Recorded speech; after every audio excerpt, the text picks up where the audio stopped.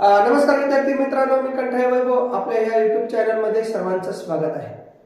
आज दिनांक 23 नोव्हेंबर 2025 या दिवशी झालेल्या शिक्षक पात्रता परीक्षा याची एक आन्सर की मराठी विषयाची पाहणार आहोत. पेपर दुसरा याचे आन्सर की आहे आपण पाहूया. खालीलपैकी संत तुकाराम यांनी लिहिलेला ग्रंथ कोणता? तर त्यांनी लिहिलेल्या ग्रंथाचं नाव आहे अभंग गाथा. त्यांनी लिहिलेल्या ग्रंथाचं नाव आहे शाळा माते समान आहे. यात शाळा ही काय आहे? आता बघा, अलंकार आहे. आता अलंकारामध्ये उपमेय आणि उपमान ह्या दोन गोष्टी महत्वाच्या असतात. ज्याच्या बरोबर तुलना केली जाते त्याला उपमेय म्हणतात आणि ज्याच्या बरोबर केली जाते त्याला उपमान म्हणतात. आता या ठिकाणी शाळा याची तुलना कोणावर केली? माते बरोबर केलेली आहे. म्हणजे शाळा या ठिकाणी काय झालेलं आहे? उपमेय झालेलं आहे. म्हणून ऑप्शन नंबर 1 बरोबर उपमेय.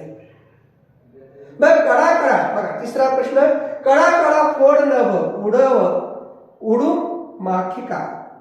म्हणजेच काय या ठिकाणी सांगितलंय की कोणतं रूप घे? भयानक रूप घे. भयानक म्हणजे या ठिकाणी रौद्र रूप येतं. Option number 1. तिसरं, तुला काय पाहिजे? Question mark. आणि जर वाक्यामध्ये काय आणि कोण असेल आणि वाक्याच्या शेवटी प्रश्नार्थक चिन्ह असेल तर त्याला कोणतं म्हणायचं? प्रश्नार्थक सर्वनाम असे म्हणतात.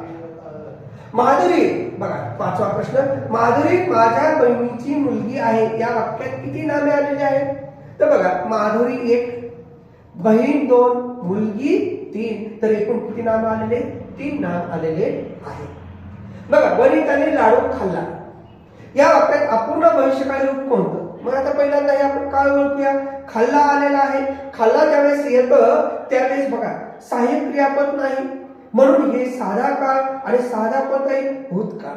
याचं काय करायचं? अपूर्ण भविष्यकाळ. अपूर्ण भविष्यकाळ करत असताना काय येतं बघा, तो प्लस असे. बघा इथं खाते सहाय्यक क्रियापद नाही म्हणजे साधा काळ, साधा वर्तमान काळ. खात होती भूतकाळ, आपला भविष्यकाळ पाहिजे. आहे वर्तमान काळ असे. खात असेल म्हणून ऑप्शन नंबर 2 बरोबर आहे. तर आता बघा पुढचा प्रश्न. स्वभाव अधिक उक्ती. बघा, स्वभाव अधिक उक्ती काय येतं? पहिल्या पाऱ्यासाठी अस्वर आणि उ स्वर आला की आदेश काय होतो? ओ. म्हणजे काय द्यायचं? काना आणि मात्रा. म्हणजे बघा इथं आले का काना आणि मात्रा? नाही. इथं नाही. या ठिकाणी बघा काना आणि मात्रा आलेले. स्वभाव उक्ती म्हणून ऑप्शन नंबर 3 म्हणजे उत्तर 3 नंबर बरोबर. हरी आणि हर म्हणजे या ठिकाणी कोणतं येतं? इतर येतं द्वंद्व समास. कोणता समास येतो या ठिकाणी?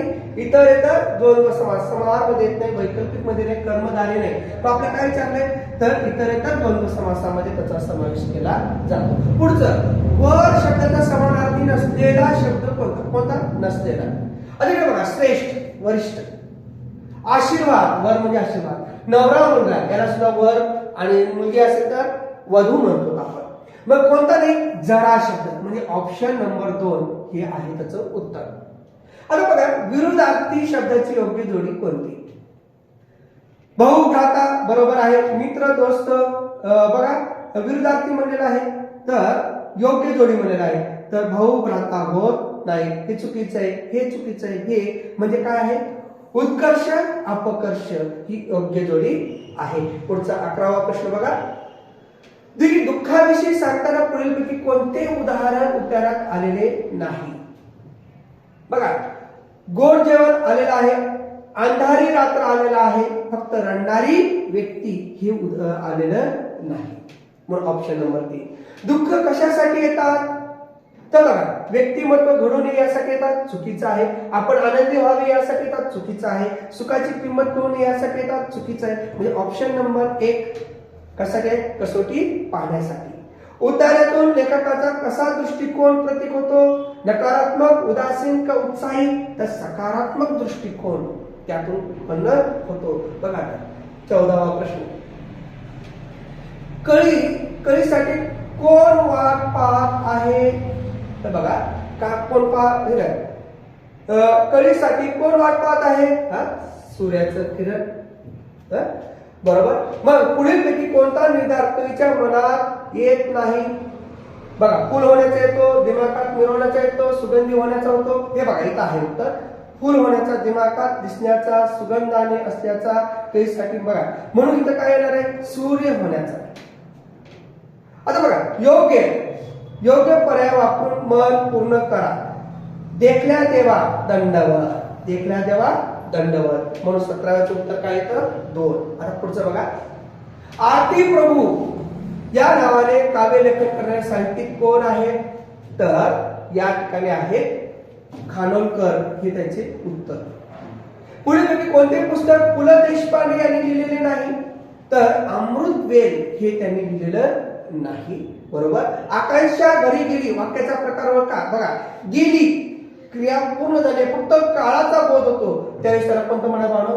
स्वार्थी. संकेतार्थीमध्ये जर तर असेल, इथं बघा, जर तर असेल तर संकेतार्थी होतं.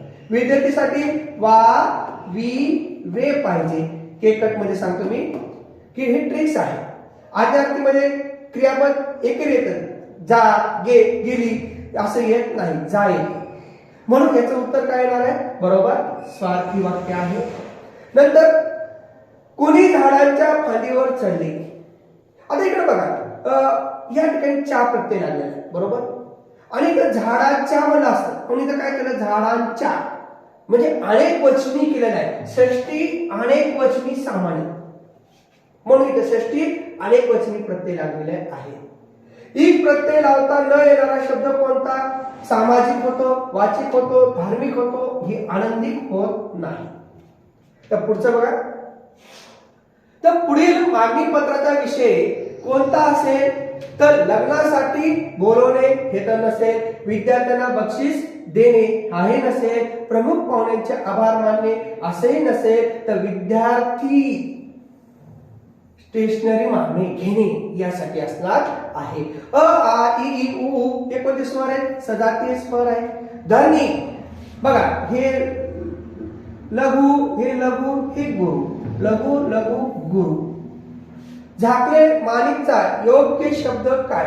झाकले माणिक म्हणजे साधा पण गुणी मनुष्य. पाणक्या होत नाही, बहुमोल होत नाही किंवा गजाक व्यक्ती होत नाही, तर साधा पण गुणी मनुष्य. आता पुढील पैकी शुद्ध शब्द ओळखा. वायुपुत्र. वायुपुत्र, वायुपुत्र या ठिकाणी आहे ऑप्शन नंबर 2. पुढे वचन नियमानुसार गटात न बसणारा शब्द कोणता? गटात फुल, फुले, पेले, भाला, भाले, नाले येत नाही, नाली, नाल्या असं होतं. या ठिकाणी नाल्या आलेले आहे, म्हणून हे ऑप्शन नंबर 2 हे गटात न बसणारा शब्द आहे. वाक्यातील क्रियापद जेव्हा कर्माप्रमाणे बदलते त्यावेळेस ते कोणतं असं म्हणू? कर्मणी प्रयोग असतो. त्यानंतर शेवटचं, तुला हे पुस्तक आवडेल का? तर काही बाळो इथं प्रश्नार्थक चिन्ह येईल, म्हणून ऑप्शन नंबर 2 त्याचं उत्तर. अशा प्रकारे आपण आजचा पेपर जो काही शिक्षकांची परीक्षा झालेली आहे, शिक्षक होण्यासाठी शिक्षक पात्रता परीक्षा याची मराठीतील आपण आन्सर की पाहिलेली आहे. पुढील भागामध्ये आपण आणखीन काही व्हिडिओ पाहूया. धन्यवाद.